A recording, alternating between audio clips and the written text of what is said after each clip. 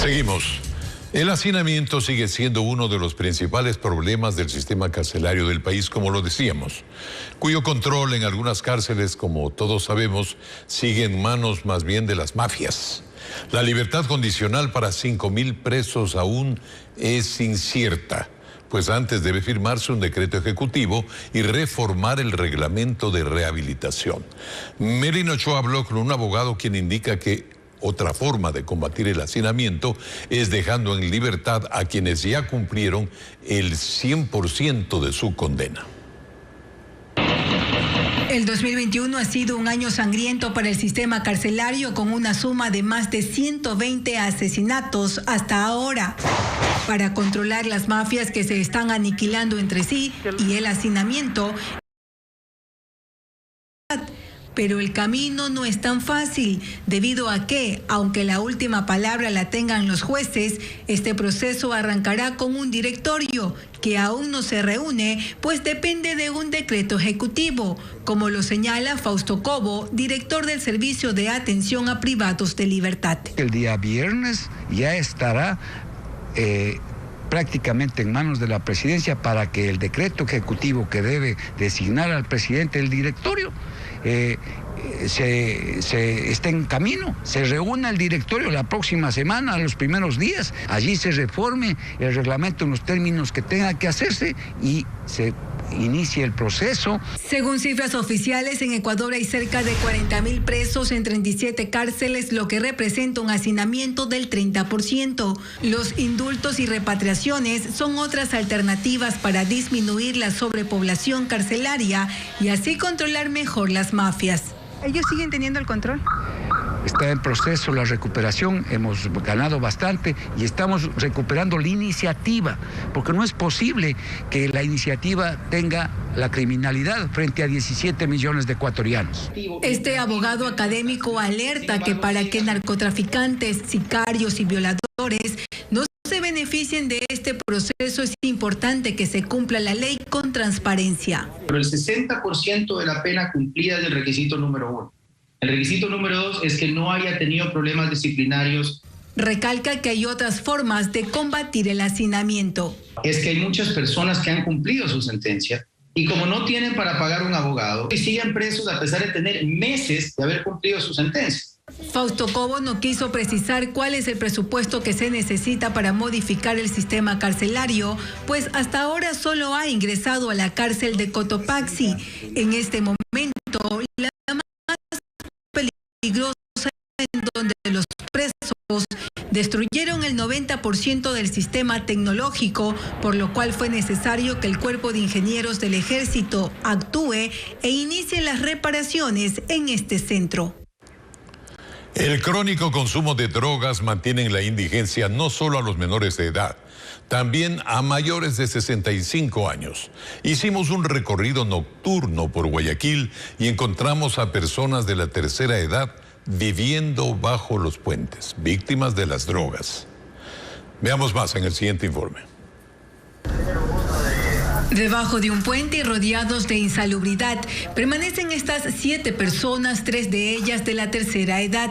Pese a tener casas y familias, viven en esta estrecha guarida en el suburbio de Guayaquil. Voy a cumplir el 29 de julio, 72. ¿Y consume? ¿Sí? ¿Hace qué tiempo consume? Bueno, eso aprendí ya de viejo. ¿Hace qué tiempo consume? La cadera pequeña, tengo 68 años. ¿Y desde cuándo consume? La edad de 14 años. Las dosis están por todos lados. También encontramos a menores de edad y jóvenes completamente drogados. ¿Por qué consume? Porque desde cuando falleció mi papá, que fue policía, también trabajó en migración y falleció en un accidente de tránsito. Como me ve una cicatriz aquí y yo tuve un accidente con él. No solo que viven debajo de los puentes, aquí también esconden los objetos que utilizan para amedrentar a las personas y robarles. En nuestro recorrido encontramos varios cuchillos, una tijera y un arma de juguete. Para sustraerse los que son retrovisores, se llevan los medidores de las casas, entonces es un problema que deriva del consumo crónico que ellos tienen. De enero a julio del 2020, la Jefatura de Antinarcóticos decomisó 112 kilos de droga destinada al microtráfico en Guayaquil, mientras que en el mismo periodo de este año se ha evitado que 1.8 toneladas de droga sean distribuidas en pequeñas dosis. Las investigaciones determinan que gran parte de los consumidores reciclan de forma irregular. ¿Y venden ellos para qué? Ellos mismos lo dicen, que a veces lo venden para consumir. La directora del proyecto de drogas del Ministerio de Salud dice que el problema se registra en todo el país. Recalca que en el 2018 se suprimió la Secretaría Técnica de Prevención de Drogas y desde entonces no ha existido una reunión integral de todos los ministerios competentes. ¿Dónde son los territorios rojos en donde se está tomando el espacio a la delincuencia, el narcotráfico, sembríos ilegales? Eso es muy importante. Necesitamos invertir, pero también necesitamos organización. De ahí que muchas veces el consumo excesivo de drogas convierte a sus víctimas en mendigos, quienes duermen completamente drogados en las calles de Guayaquil y otras ciudades del Ecuador. El Pleno de la Asamblea Nacional aprobó hoy la ley para estimular la reactivación económica de las provincias de Manabí y Esmeraldas.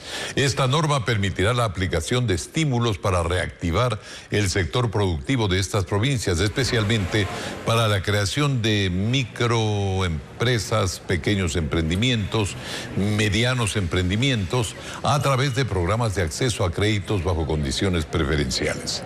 Recordemos que antes de la pandemia estas provincias ya venían arrastrando serias dificultades por las fuertes afectaciones del terremoto de abril del 2016. Los datos personales de más de 1 millón de ecuatorianos incluidos en una base de datos para llevar el registro de la situación epidemiológica fueron filtrados durante pocas horas por el Ministerio de Salud. Jimena Garzón, titular de esta cartera, detalló que se sancionaron a los funcionarios encargados y se emitirá un informe que será entregado a Fiscalía.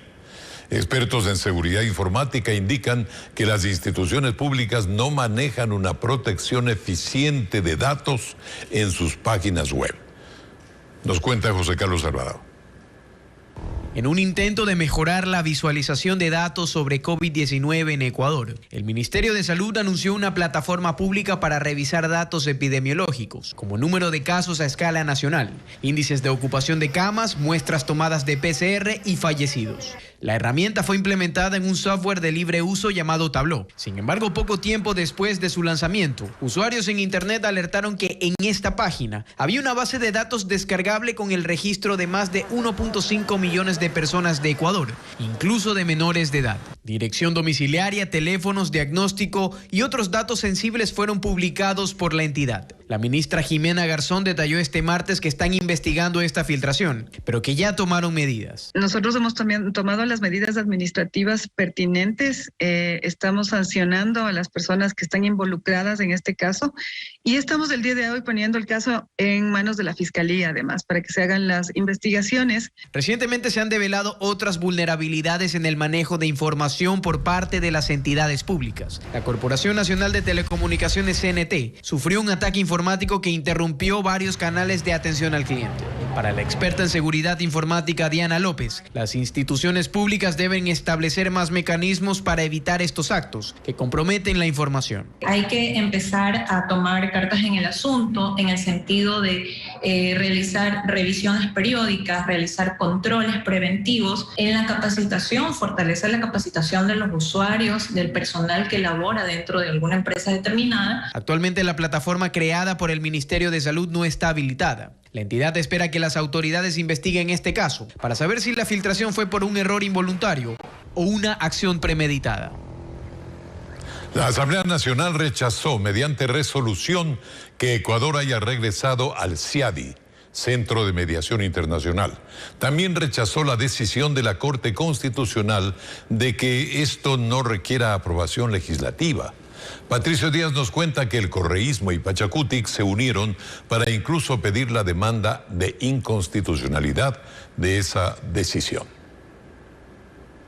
Al principio, Pachacutic dijo que no, Después de unos días dijeron que ellos mismos presentarían un texto y al final apoyaron la propuesta del correísmo de rechazar que Ecuador regrese al CIADI, como lo decidió el presidente de la República.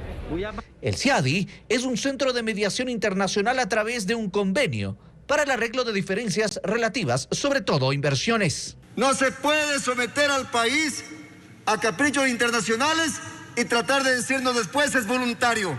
Un organismo que, lejos de preservar y garantizar no solamente la soberanía de los estados, ha sido concebido y creado para favorecer los intereses de las grandes transnacionales. Desde el oficialismo aseguraron que no hay atentado a la soberanía ni afectación al país. Y cuando uno le pide a un tercero que sea el que resuelva un conflicto jurídico, no se está cediendo soberanía, señora presidenta. Esto me parece bien elemental. Les sugiero a quienes afirman, vayan, lean en Google. Y Pachacutic se fue incluso contra la Corte Constitucional, que en un dictamen decidió que para regresar al CIADI no era necesario la aprobación de la Asamblea. Que aprenda a respetar las funciones del Estado. Y a esta Asamblea Nacional no le puede ver la cara.